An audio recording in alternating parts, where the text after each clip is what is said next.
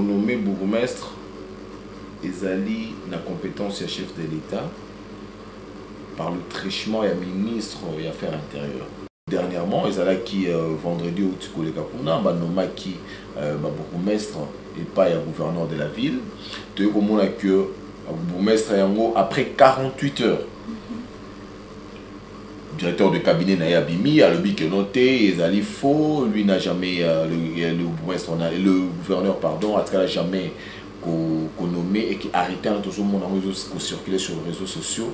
Ezali a été, ezali normalité, ezali logique. Chef de l'État-Unis, nous tous on attendait voir une sanction par rapport à une mesure non, et ça limité. Et cela doit être interpellé maintenant. Les députés provinciaux n'ont pas battu ni en bas pour naki. Dans le cours on a bambongo ba baliaki. Il de pe songa na yebi.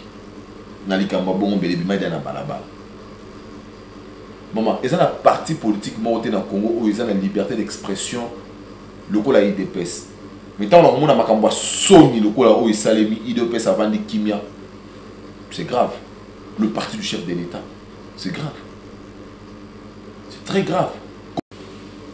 Kimbuta est sorti dans un état responsable. Une ville, une grande ville comme la ville de Kinshasa, responsable qu'elle soit. Il fallait même se souvenir que Kimbuta, dans le mandat Kimbuta Bimi, Kimbuta Tiki Boina caisse. C'est qui presque rien. Presque rien, on te baraté. Attends, il faut te barater. Et ça droit à la bisso, bisso baba kinois. Tu vas qui mbuta bima qui a $1 dans la caisse. Partons de $1, wana ndengai siko ndé na zo bunda pona kota. Maman, budget à 2,9 milliards. Et budget à enseignement wana par an et qu'on nécessité 2,9 milliards. 2,9 milliards c'est belé.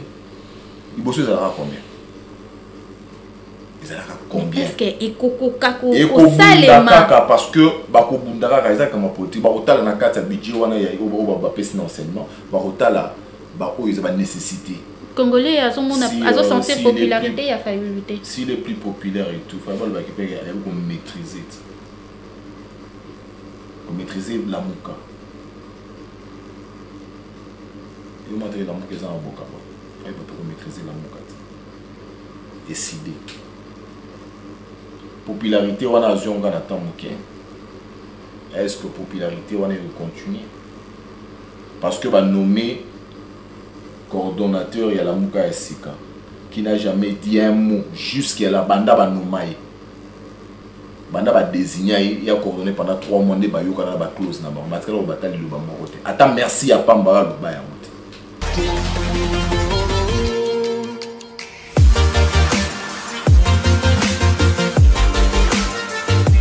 Bonjour, Mbote, Bandeko Balandi, émission Tolobela et Kolo. Lilo, comme d'habitude, Boyebi, Tozobeta toujours Masolo, Yambo Canabiso, République démocratique du Congo. Et aujourd'hui, Nalambeli Bino Ndeko Eva, Likide, Azalipe Mopandisango, Nayambiye na plateau Nabiso, ya Tolobela et Kolo, Naye, Tokobeta Masolo, Yambo Canabiso. Bonjour Eva. Bonjour Maman Godil. Le plaisir est pour moi de te recevoir sur ce plateau. En tout cas, moi, je suis parce que une invitation à Bino et que la répondre. Voilà. Nayo ndeko Eva Torobeta Masolo ya Mboka. Actualité, eza ebele. Alors, tout ça, dans actualité, il y a nomination, permutation, il y a bourgmestre, il y a chaque commune, il y a ville, province de Kinshasa. Gouverneur, il y a ville Gentilini Bilasina qui a arrêté sur la nomination, wana permutation. Est-ce que Yebisabiso, à sa qualité, il y a connommé, ko permuté, bourgmestre, il y a ville? Déjà, les allons battre à travers tout le Nambo-Canabiso, ça il faut le savoir. Qu'on nomme bourgmestre, ezali na compétence du chef de l'État par le truchement et ministre des Affaires intérieures. Donc, Bangonde Bazali na s'appelle Makasi à qu'on nomme bourgmestre. Ministre des Affaires intérieures à Koki. Comment la question de Kolongola a proposé le chef de l'État PC Aval. Mais tout le monde a des places où ordonnance et Zali piétinée par arrêté. parce que le chef de l'État il a l'ordonnance et le gouverneur de la ville Azali n'a arrêté. Ce qu'on a comprendre c'est nani a dirigé nani. Et il faudrait savoir une chose, peut-être on va y barater. Nakati ya Nguma ville à Kinshasa, nous en avons deux gouverneurs. Donc ça veut dire quoi? Nous avons le gouverneur de la ville Oyobi, on a le chef de l'État qui est aussi le gouverneur. Comment ça? Parce que Azali Mokonzi Mokape Azali Kovan dans la Kati, il y a capitale où Azali capitale politique, où Azali miroir, il y a République démocratique du Congo Mobimba. Donc Azo dirigé en donc automatiquement tout ce qui se passe dans la ville à Kinshasa, lui doit être au courant. Aïba Nengeni Nyakope Selayama. Tout le monde qui dernièrement, ils allaient qui vendredi au Tikole Kapuna, Banoma qui bourgmestre et pas le gouverneur de la ville. Tout le monde que bourgmestre après 48 heures. Directeur de cabinet Naya Bimi a le bic noté, ils allaient faux, lui n'a jamais le gouverneur pardon, a jamais qu'on nommé et qui arrêtait tout le monde en circuler sur les réseaux sociaux, ils allaient y été. Or, dans un pays responsable, dans une ville responsable, une institution responsable comme l'institution de la ville de Kinshasa, je ne pense pas que l'information est ça 48 heures dans les médias. Et ça, et celle de 48 heures dans les médias, ce qui est béni à 2 heures du temps. Et jusqu'aujourd'hui, le bac est Moutou Oyo Abimi Saka arrêté wana, basi baebaki basi bakangaki, mais pas la blague ça a souhaité. Mais on vient de voir encore sur les antennes de la RTNC, annonce aux circulés, gouverneur de la ville a nommé. Donc ce n'est pas le président de la République ou bien le ministre des Affaires intérieures et sécurité, mais c'est le gouverneur de la ville qui nomme et permet. Qu'est-ce qui fait que ça? Mais ce n'est que normal. Et c'est une coalition là-bas, on va salir. Il vous souviendrez, Lelo Oyo, chef de l'État, a nommé mandataire na CNC, a nommé mandataire na Jekamine. Et jusqu'aujourd'hui, la ministre à portefeuille n'a jamais coupé sa balle. Mais quand la ministre de Koeva Toyoka qui a notifié qui déjà bango, c'est notifié. Mais après combien de temps? Comment un ministre peut se permettre Yakoboya ordre et président de la République? Un ministre. Pour ne pas dire une ministre, parce que c'est une dame. Au bateau sur Baye Bipébi. Lelo Oyo, coup de théâtre à l'Issoussou, na ville mounine locale, na ville province locale à Kinshasa. Mais ça va aventure. Est-ce que Bakoki peut poursuivre la justice? Dans un état responsable, il devrait démissionner dans les 72 heures qui suivent. Dans un état responsable. Puisque nous sommes un état de droit. Il doit démissionner normalement. Peu importe, parce que les gens le diront. Les gens le diront que non, t'es bazar. Mais justement, c'est ça. Il y a un moni et un moko de on a ce fils moko quoi tout na to yeba pena no et le Congo pe c'est créé en oyo Kabila na Félix Tshisekedi basala. Parce que gouverneur à ville Azam to Kabila. Tant il y a zo boya metindo. Azako désobéir, Azako piétiner ordre et chef de l'État, Azako garant à la Constitution, le commandant suprême de la République, de forces armées congolaises, le chef de l'État. Parce que c'est lui qui nous représente, le premier, en même temps, vous avez le premier citoyen de la République. Est-ce qu'on peut dire qu'il y a une légèreté au niveau, est-ce qu'on peut le dire ainsi? Une légèreté au niveau du chef de l'État. Je manque le mot à placer là-dessus, ce n'est même pas une légèreté.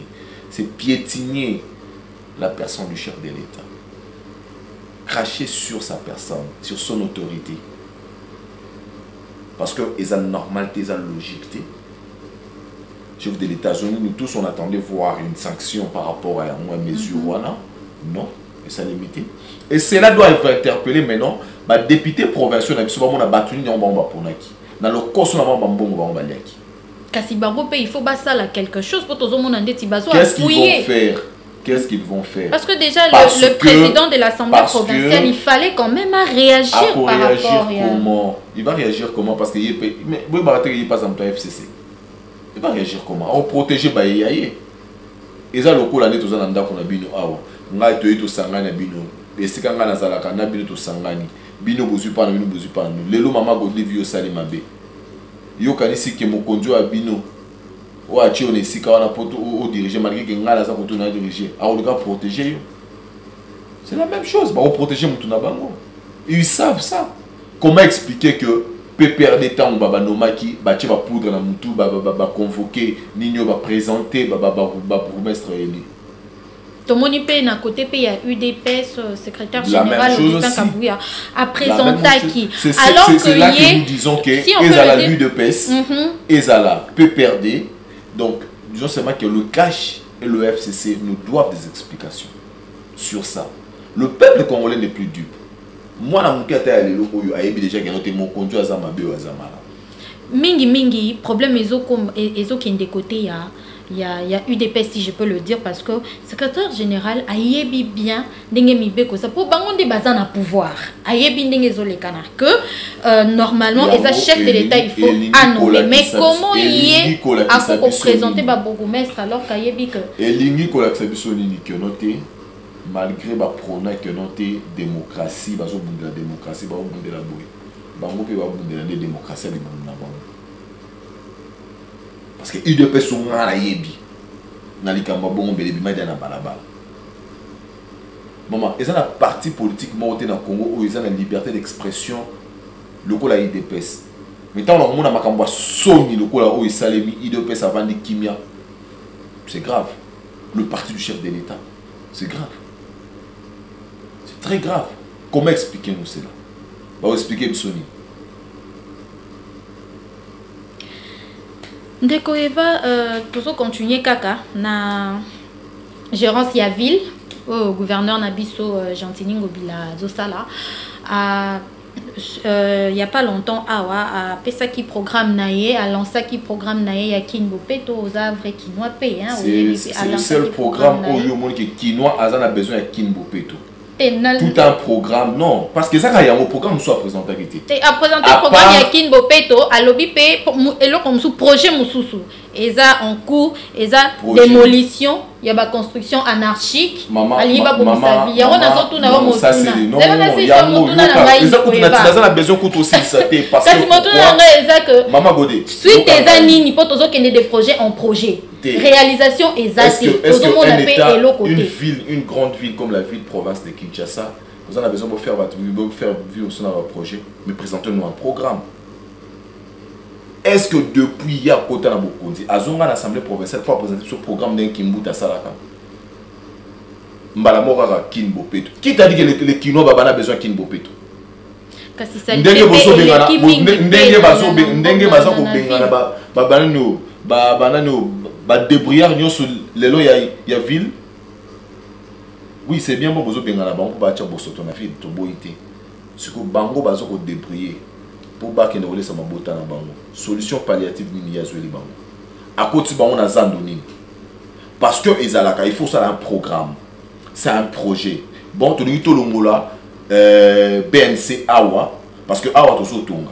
Donc il faut pas que la BNC est si comme sous. Normalement. Allez, bazu BNC, balongo li batiki BNC na balabala. Ngana ole kananza na mona bana na ne bazo kima. Et belé to be anga na téléphone qui nous sala bomba bébé élément. Na victoire n'en parlons pas. Ah, ko to bo moni le côté. Parce que bana wana ta mbo sala bongo. Ozo bo tia bona mutu na bango chani. Ba ko linga yo yebisa bango. Tala, to tongeli bino esika boye. Boke de kosomba bisika wana droit ba balingaka mbongo boke de kosomba bisika ko futaka ba taxe na bino parce que oui c'est vrai bana na pelo ba osala na baza ko yiba l'état parce que les marché informel l'informel l'état a vu la Kinshasa a so bénéficier botonga bisika boko tsa bana wana basombi ba mesa ba bandi ko futa ba pa kwa l'état et so kota na kati ville province mais yo oza ko bengana bana wana le long ya ville otiki bango kaka bongo mais bana na ba osimba ba machette. C'est lutter contre Kuluna. Kuluna a lutter contre Kuluna. Il faut faire une politique de réinsertion d'abord. Ce qu'il doit faire, c'est ça. Toi, tu vas lutter contre Kuluna. Est-ce qu'il connaît la base de Kuluna? La cause endogène, exogène, il y a banana et bien. Toi, n'est pas tozonge pas bana wana ba comme ça on va tété eza bango bande ba boka ba Congo bango banda ko boka bango so bana ba komisa ba pesi bango ba pesi bango bango comme ça bana le ba apekisi pe yango apekisi alobi bazo mandie mingi baza ko mandie mingi lelo oyo ba komi mabe parce que ya ko mokonzi bana na ba ko mandie tango azalaka bazo bunda pona na ba telemela kangoti et ko silate il faut ko ba cause exogène na endogène pona ko yeba ndenge nini bana na ba obimela ko pesa bango ici de secours créer de centres de rééducation par exemple hein centre de formation de métier après boké besoin parce que tant bozo peksa mo ba cha bango api mais ba okendera on va na ba mabongo na ba beach kuna ba vandi kuna ba côté na ba case na ba terrasse ba vandi na butu ba yo déranger sous bato ba scène na bango le komokote bozo ba kini bopeto au moment où on a évité ce pont au esca ba na bois ka ba déchets stock ba déchets kota kinkole kuna et ça déjà et c'est presque coup final pour nous les assurer pour que nous voit qu'il envoie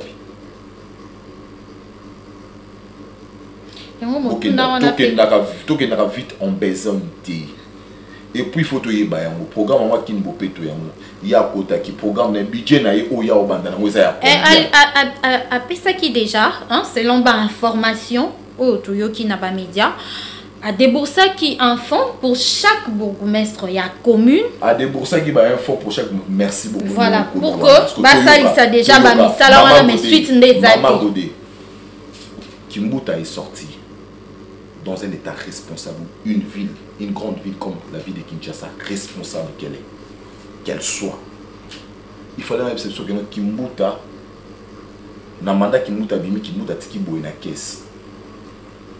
C'est qui presque rien. Presque rien, on te baraté. Attends, il faut te barater.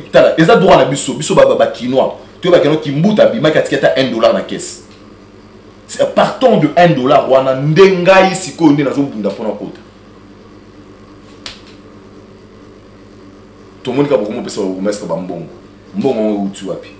Na ko yoka batu ba olba entre guillemets qui aloba ki ayina eya sana mbongo na amemi mbongo na makambwana.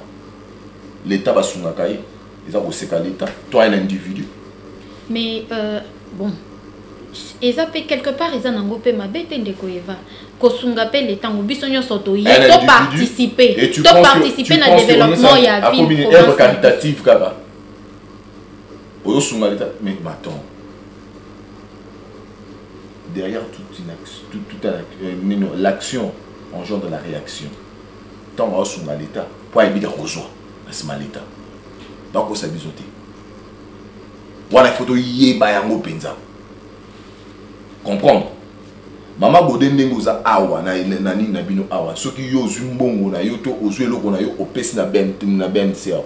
Parce que vous avez profit na sima na yango. Ils a pas mbata. Attends to bato ba pesa ka biso ba don ba na ba intérêt na bango. Bato ba OK ba nani mboka boye pesi biso don ya boye ya nini ya autant. Pas ça la intérêt. Non, il y a intérêt. Ah mais si quoi? Tolingi biloko wana te. Ville à Kinshasa ville à munene et côte Sarambon. Kimbuta atikela biso de GRK. Kimbuta atikela biso malgré et ça la bien té New Trans. Kimbuta atikela biso ba service musuel l'été ça la a réactiver ba question les côtes Sambongo. Abimisa voilà budget nanga eza autant. Na programme nanga na za programme nanga eza boyé on affecté on affecté yo ya wa affecté na kin propre et bon enseignement ya bana ya ba kinois affecté combien chef de l'état non ici nous parlons de la ville de Kinshasa le chef de l'état aza pona Congo mobima ato ba ville à Kinshasa hôtel de ville ya Kinshasa budget na yango eza combien ba louer budget ya combien pour l'enseignement pour l'éducation pour enseignement ya ba kinois ya bana mwana na yo mwana na ma eza combien le 2 à la classe écozo sur les 2 sur les 4 classe écozo voilà de que vandingo zolo bela pe enseignement eza pe actualité mususu ya munene sur enseignement, chef de l'État a concrétisé promesse naé, donc a co-concrétisé parce qu'il n'a pas encore fait. A co-concrétisé promesse naé, il y a gratuité et enseignement de base pour l'année 2019-2020.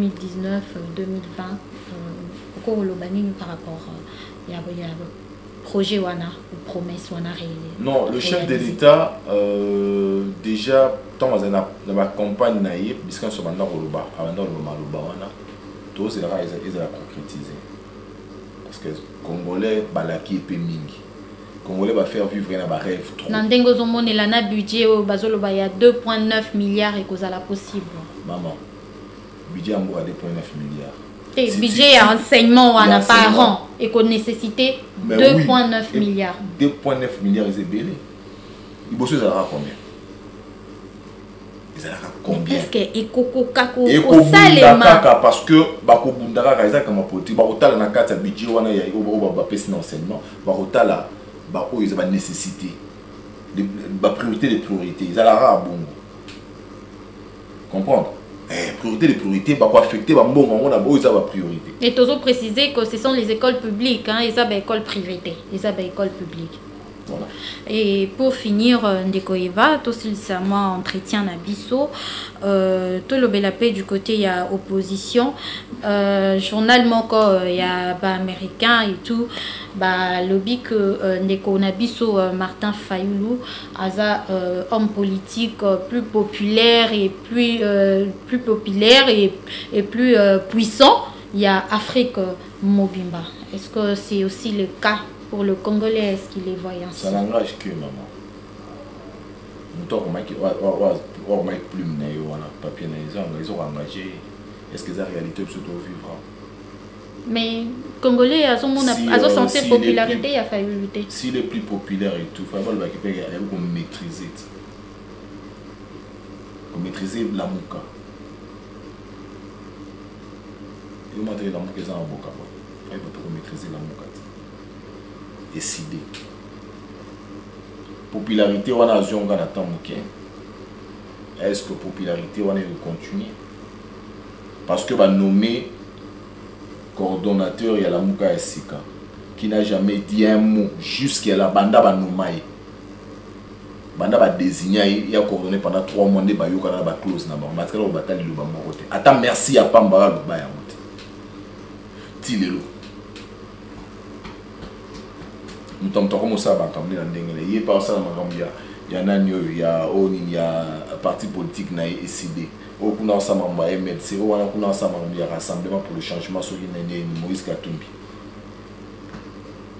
nous y tout y ba répéter tilé faut y ça Ndekoeva un message na peuple congolais nyo sazolanda yo na minito yo toujours c'est la gouvernement Kobima si il sera accepté encore, si la liste sera encore rejetée ou acceptée, on ne sait pas, mais on attend un message.